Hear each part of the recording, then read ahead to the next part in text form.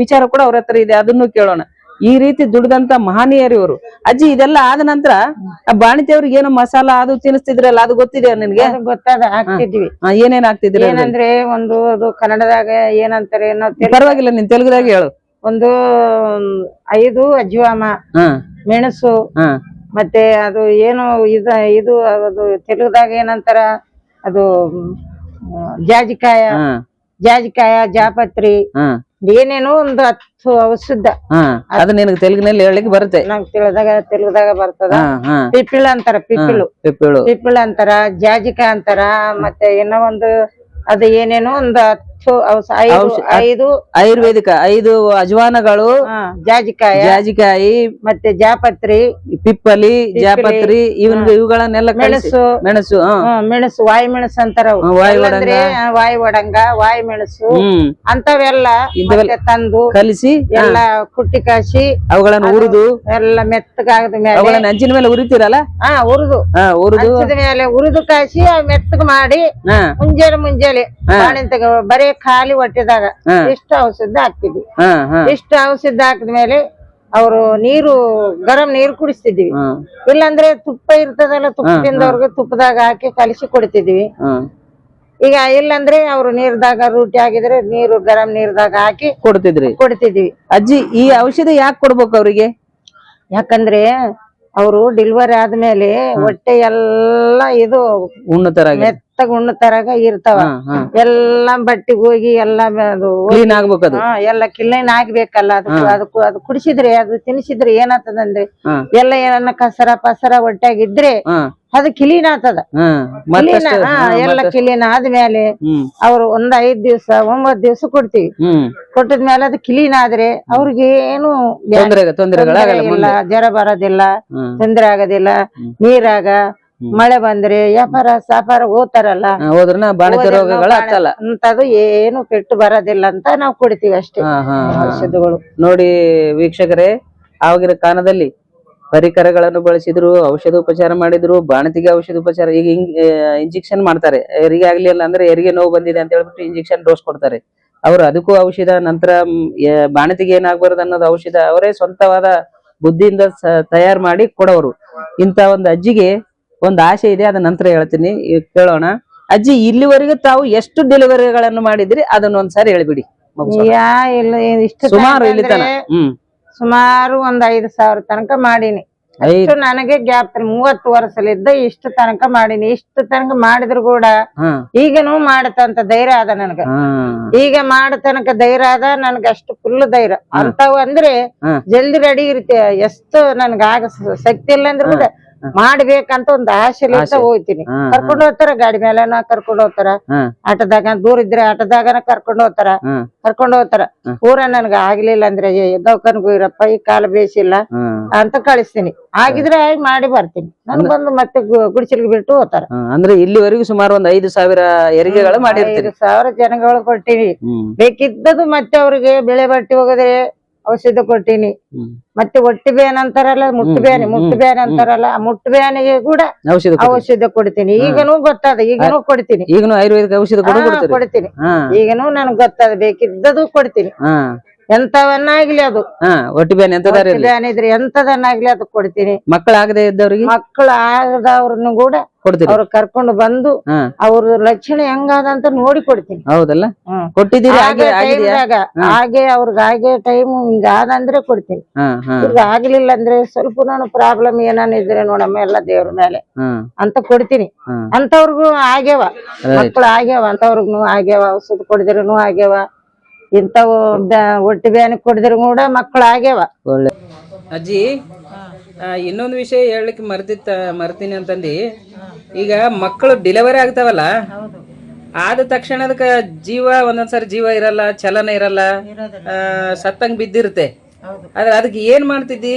ಅದಕ್ಕೆ ಏನ್ ಮಾಡ್ತಿದ್ದೆ ಅಂದ್ರೆ, ಕೂಸು ಹುಟ್ಟದ ತಕ್ಷಣದಾಗ ಒಂದು ಗಂಗಳದಾಗ ಮಾಸ ಅಂತಾರ, ಅದು ಮಾಸ ತಗೊಂಡು ಗಂಗಳದಾಗ ಹಾಕ್ತಿದ್ದೆ. ಹಾಕಿ ಅದ್ರಾಗ ನೀರ್ ಹಾಕಿ ಹಿಂಗ ಹೊಡಿತಿದ್ದೆ.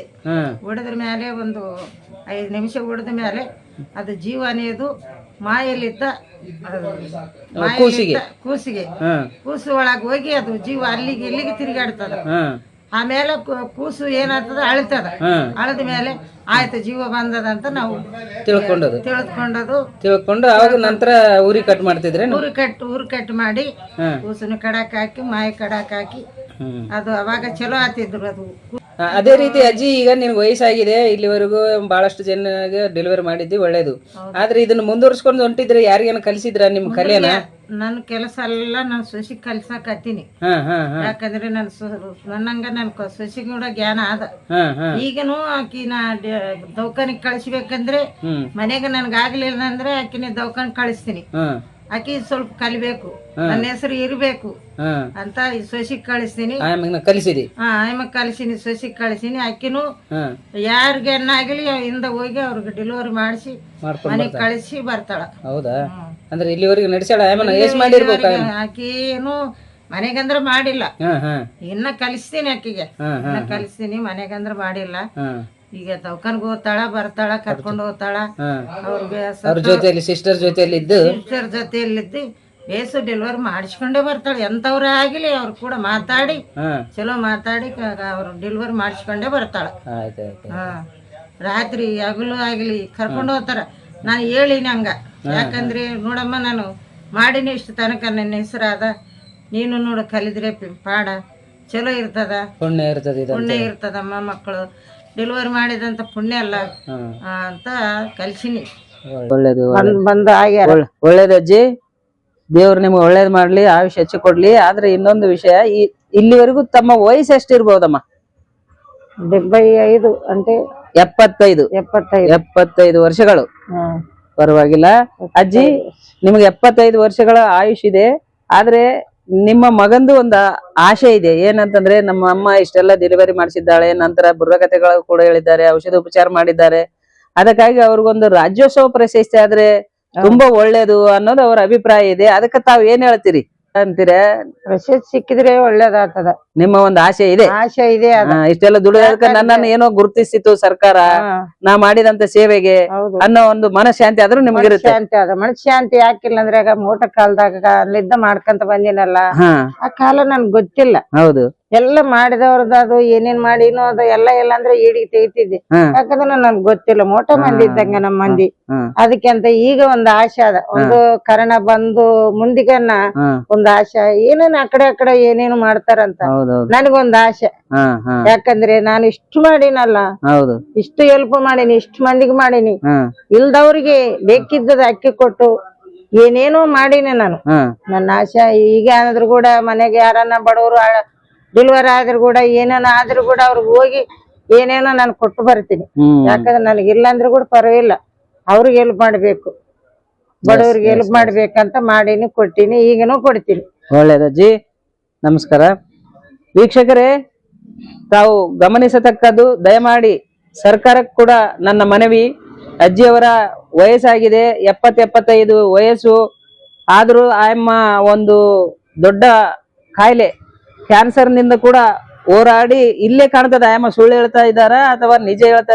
ಆಯಮ್ಮನ ಹತ್ರ ದಾಖಲೆ ಈಗಾಗ್ಲೇ ಅಂದಳು. ಅವಾಗ ಈ ತರ ಫೋನ್ಗಳು ಏನಾರು ಇದ್ರೆ ವಿಡಿಯೋ ಮಾಡಿ ತೋರಿಸ್ತಿದ್ನಪ್ಪ, ನಾನು ಬಹಳಷ್ಟು ಮಾಡಿದ್ದೀನಿ, ಇದು ನಿಜ ಅಂತ ಹೇಳಿದ್ರೆ ಆಯಮ್ಮ ಒಂದು ಭಾಷೆಯಲ್ಲೇ ಒಂದು ವಿಚಾರ ಹೇಳಿದಳು. ಏನಂತೇಳಿ, ನಾನು ಪುಣ್ಯ ಮಾಡಿದಿನೋ ಪಾಪ ಮಾಡಿದಿನೋ 3 ವರ್ಷದಲ್ಲಿ ತೀರ್ಕೊಂಡು ಹೋಗ್ತೀರಿ ಅಂತ ಹೇಳಿದ್ರು ಕೂಡ ನಾನು ಇವತ್ತು 15 ವರ್ಷ ಆಯ್ತು ಜೀವಂತ ಇದ್ದೀನಿ ಅಂತಂದ್ರೆ ನಾನು ಮಾಡಿರೋ ಪುಣ್ಯ ಅಂತ ಕಾಣುತ್ತೆ ಅಂತೇಳಿ, ಇದು ಈ ಮಾತು ಸತ್ಯ ನಿಜ ಅಂತೇಳಿ ಇಲ್ಲೇ ಕಾಣುತ್ತೆ. ಅದಕ್ಕಾಗಿ ದಯಮಾಡಿ, ಆಯಮ್ಮ ಕ್ಯಾನ್ಸರ್ ನಿಂದ ಬಳಲಿದ್ದಾಳೆ, ನಂತರ ಈಗ ಶುಗರ್ BP ಕೂಡ ಇದೆ, ಅವ್ರಿಗೆ ಎದ್ದು ತಿರ್ಗಾಡ್ಲಿಕ್ಕೆ ಆಗಲ್ಲ. ಆದ್ರೂ ಈಗ ಯಾರಾದ್ರೂ ಬಂದ್ರೆ ಅಂತ ಸಮಯ ಬಂದ್ರೆ ನಾನು ಕಂಪಲ್ಸರಿ ಈಗಲೂ ಡೆಲಿವರಿ ಮಾಡ್ತೀನಿ ಅಂತ ಹೇಳ್ತಾರೆ. ಆಯಮ್ಮದೊಂದು ಮಹಾದಾಶೆ ಆಗಿದೆ, ಈಗಾಗಲೇ ವಯಸ್ಸಾಗಿದೆ. ದಯಮಾಡಿ ಈಗಿರುವ ಕಾಂಗ್ರೆಸ್ ಸರ್ಕಾರ ಅಲೆಮಾರಿಗಳಿಗೆ ಬಹಳಷ್ಟು ಅನ್ಯಾಯ ಆಗಿದೆ ಅಂತೇಳಿ ಹೇಳ್ತಾ ಇದ್ದಾರೆ, ಅದು ನಿಜ ಕೂಡ.